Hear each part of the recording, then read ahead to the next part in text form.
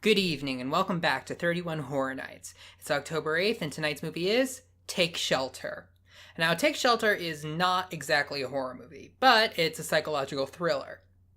Or at least that's what I was told that it was, because this movie does not provide any thrills.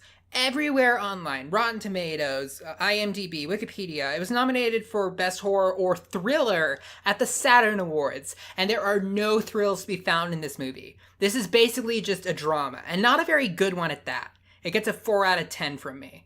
The plot is basically that there's a family of 3 in some Ohio little town, and the dad, played by Michael Shannon, starts having these weird dreams of like an apocalyptic storm coming. And it's something that freaks him out a lot, and he keeps having the dreams. So he thinks that there is going to be a huge storm coming. So he starts like building a big storm shelter. He blows a lot of money on it. The tensions form between him and his family.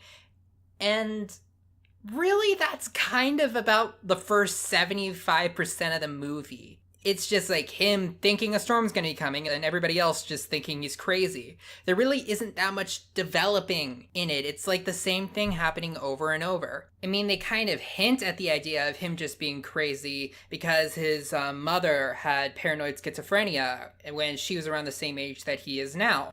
But they don't really do that much with it. One of the things that's really prominent throughout the entire movie is the dreams. Something they could have done was make it so that at very few points are you actually sure of whether or not he's dreaming or awake. Like, have the dream scenes go on for a long time and then slowly start going into something bad. Make it so that it's hard to tell what's real and what's not.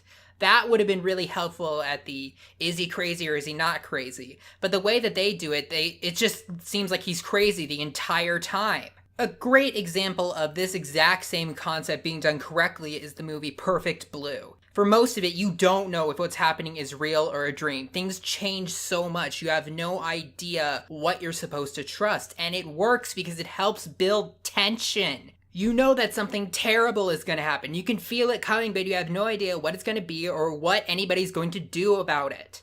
And even if they were just going to stick with the whole prophetic dreams thing, they could have done a lot more to put doubt in the audience's mind. Like, say that one of his dreams actually comes true. He's able to help somebody with it. But maybe make it really vague so it's not clear whether the dream actually came true or it was just a coincidence. There's so much they could have done to build suspense and add thrills to this quote-unquote thriller that they didn't do. But hey, maybe I was just expecting too much when it comes to, like, being thrilling in this thriller. You know what, fine. Let's just look at it as a drama. It's not a very good drama either. None of the characters are that fleshed out, and it's really boring. Barely anything happens. Most of the movie just feels like it's padding for the payoff at the end, but the payoff just feels rushed. It's just there and gone. It happens so fast. It's like there and then it's over. I won't go into detail about what exactly happens at the end until the spoiler part, but let me just tell you, it was not worth the amount of time it took to build it up. Overall, I just thought that Take Shelter was just a big nothing burger. There wasn't any thrills, there wasn't any mystery, there wasn't any suspense, there wasn't really that much drama. I mean, there's nothing, like, horrible in it, there's nothing bad, there's nothing offensive in it, but there wasn't really anything I found interesting in it either. If you want more details, let's start with some spoilers. Towards the end of the movie, there actually is a storm warning. There's a storm coming, and the entire family goes into the shelter. Now, what I thought they were going to do was that they make it so that they want to leave because they don't think it's that bad outside, but he won't let them leave because he thinks that he's protecting them from an apocalypse that's happening outside. He was like dreaming that it was raining gasoline. They could also make it so that you do hear rain outside, but the mother and daughter insist that it's just normal rain. Well, actually, the daughter was deaf. I didn't bring that up because that went nowhere in this movie. That kind of had no impact, but the mother could have insisted that it was just normal rain, and the dad thought that it was this apocalyptic storm, and he wouldn't let them leave. He had the key the entire time. He could have, like, kept it from them or something. Just something to build more drama than they ended up doing. They did something that was, I guess, okay.